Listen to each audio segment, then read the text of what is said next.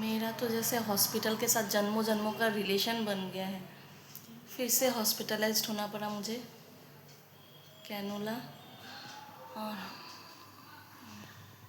मेरे साथ ये बेचारी भी परी। हेमू भी था, अभी हेमू गया नीचे थोड़ा सा चाय वगैरह पीने के लिए। कल हॉस्पिटलाइज्ड हुआ मैं, वही सेम हार्ट प्रॉब्लम। अभी 1 साल पहले ही जस्ट वही सेम प्रॉब्लम की वजह से मैं हॉस्पिटलाइज्ड हुई थी। और कल फिर से मेरा वही हार्ट बीट बढ़ गया। ऑक्सीजन मीन्स ब्रीदिंग प्रॉब्लम हो रहा था।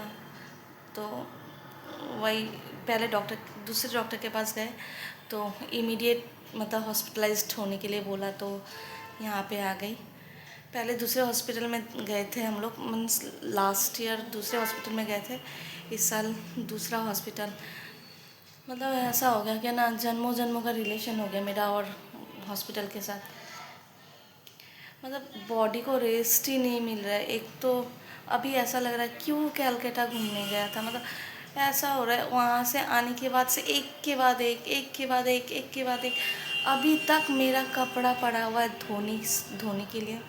कैलकाटा से जो भी हम लोग घूम के आए थे, जो भी कपड़ा था पूरा धो ही नहीं पाया था, क्योंकि फिर वहाँ से वो ससुराल भी जाना था, दादी सास एक्सपायर हो गया। तो खाली परी का जो इम्पोर्टेंट जो परी को चाहिए वही कपड़ा धोया था। हम लोग का सारा रखा हुआ ही था, जैकेट वगैरह। घर साफ़ करना था, वो सब हम लोग तो जिस दिन आए उस दिन ही वापस नेक्स्ट डे चले गए थे ससुराल में।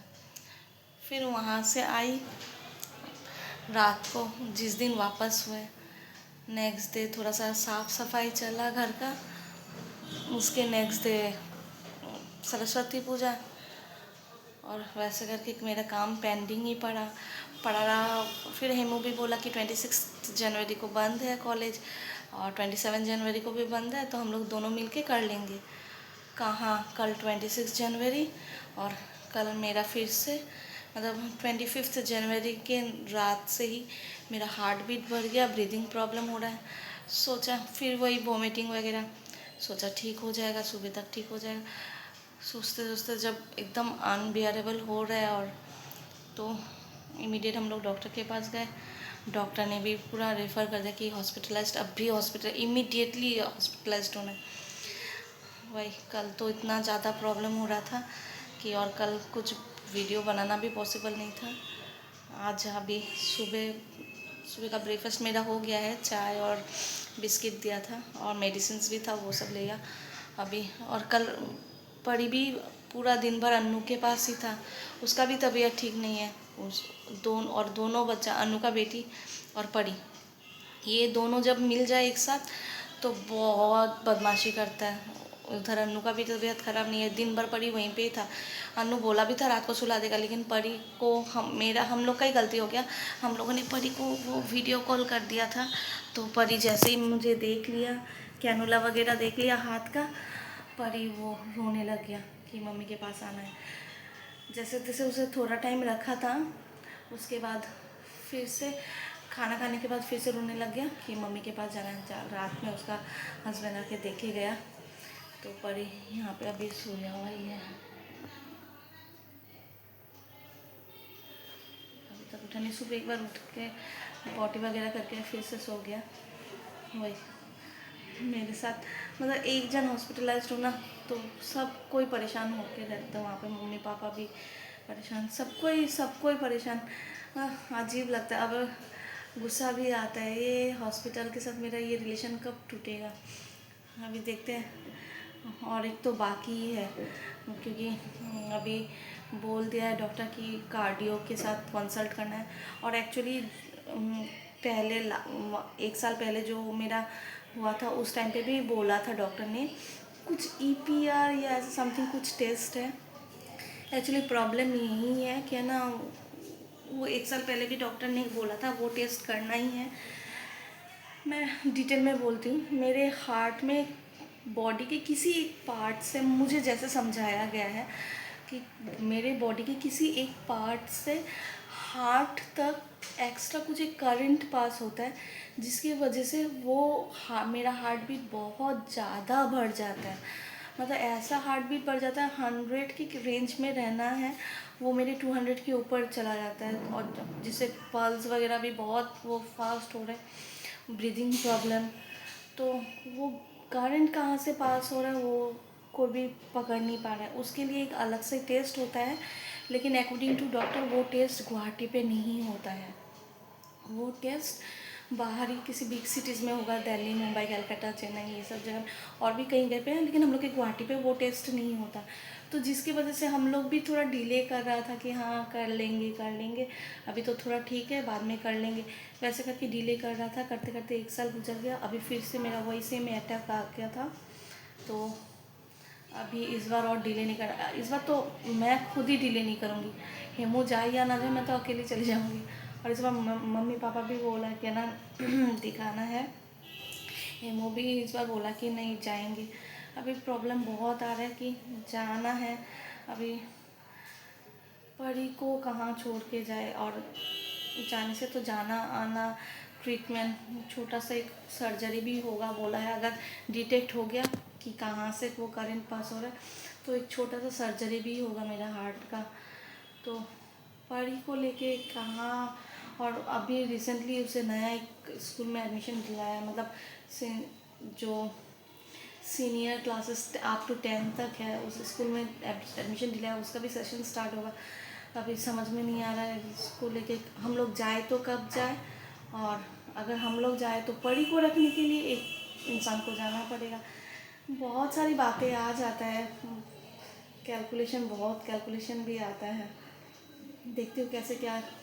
अभी यहाँ का जो डॉक्टर है, अभी मैं हूँ मारवाड़ी मैटरनिटी हॉस्पिटल, यहाँ पे सारे डॉक्टर अवेलेबल है। लेकिन यहाँ के डॉक्टर बोल रहे थे कि शायद यहाँ पे वो मेरा पापा का जो हार्ट का ऑपरेशन हुआ था वो डॉक्टर नील बॉर्डोले उनका ही एक हॉस्पिटल है, एक्सेल केयर। तो यहाँ के डॉक्टर, लेकिन वो भी श्योर नहीं बोल पा रहे कि वहाँ पे ये टेस्ट आया है, मीन्स ये टेस्ट करता है, शायद नया करके स्टार्ट किया है। अभी वैसे बोला है, पता नहीं, श्योर नहीं है, वहाँ पे खबर करना पड़ेगा। देखते पहले आज यहाँ से अगर रिलीज़ ले लेती हूँ, उसके बाद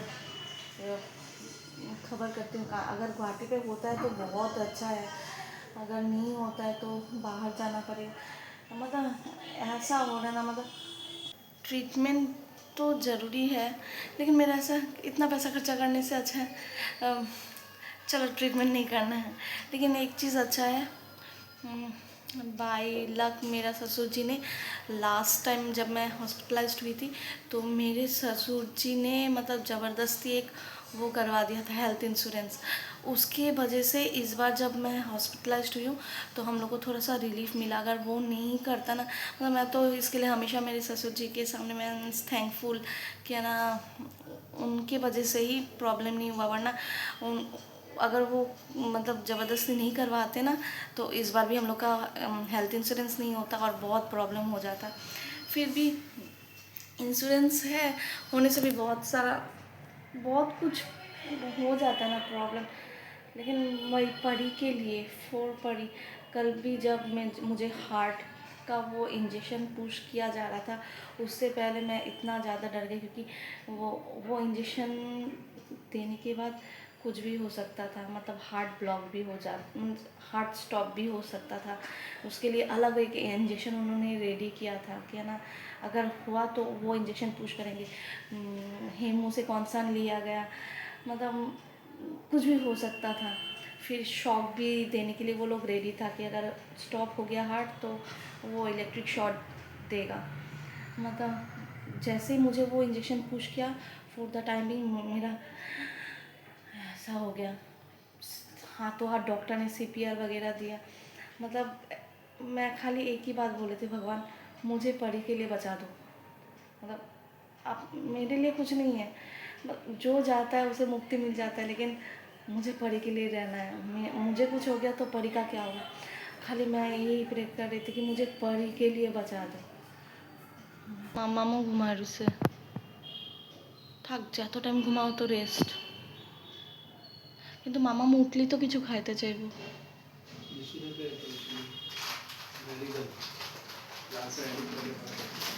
লাল চা তো নিচে ক্যান্টিনেও পাওয়া যাবে, ওই প্যাকেটের ভিতরে রাখো।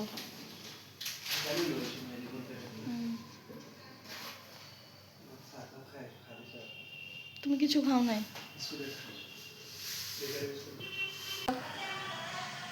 ঘরে যাও, ঘরের থেকে ওষুধটা নিয়ে আসবে। তো তুমিও তো প্রেশার ওষুধ খাইতেই লাগবো না। ও তুমি তো ও ফার্মাসি খুলেই নাই না।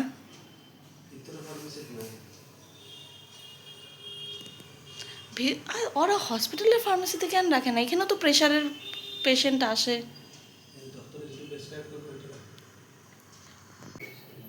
হ্যাঁ 8:30 বাজে, এখন তো চলে যায়। হাত কাঁপতেছে আমার।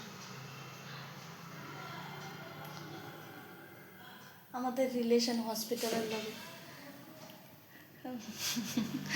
कि एक डायलॉग सुना, ससुरा ये पीछा ही नहीं छोड़ रहा है।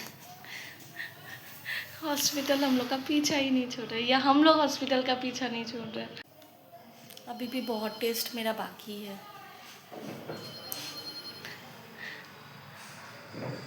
डॉक्टर के पास आने से ये लोग ड्रैकुला के जैसा खून लेते ही रहता है, लेते ही रहते हैं, लेते ही रहते हैं। সত্যি গো, যত না খায়া দায়া রক্ত বানানো হয় তার থেকে বেশি তো ওরা রক্তই নিয়ে আনে। ওদের যেতটুকু লাগে অতটুকু নিলেই হয়। এত বোতল ভৈরা ভৈরা নেওয়ার কি আছে? বোতল ভৈরা তো ওরা টেস্ট করে না। টেস্ট করার জন্য তো একটা ড্রপ। হ্যাঁ ওরা রক্ত খাইব না, আমি বলছি নাকি ওরা রক্ত খাইব, কিন্তু যেহেতু এক ড্রপই রক্ত লাগে, এক ড্রপ নিলেই হয়ে যায়। পুরা বোতল ভরে নেওয়ার কি দরকার? যেতটুকু যেতটুকু না লাগে অতটুকু আমার আর যেটা না লাগে ওইটা আইন না আবার বডিতে পুশ করে দিলে হয়ে যায়। इतना ब्लड ले लिया कल से, आज और भी बाकी है। मेरा हाथ शेक हो रहा है। আমার স্কিন ক্রিম ট্রিম কিছুই আনি নাই। তুমি যাইবা না কেন? তুমি খাইবা না কিছু?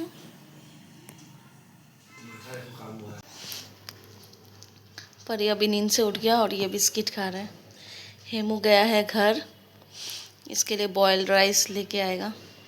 और मेरा ब्रेकफास्ट है ये सूप, क्योंकि मेरा टेस्ट बाकी है तो मैं हैवी नहीं खा सकती अभी, ये लिक्विड खाना है।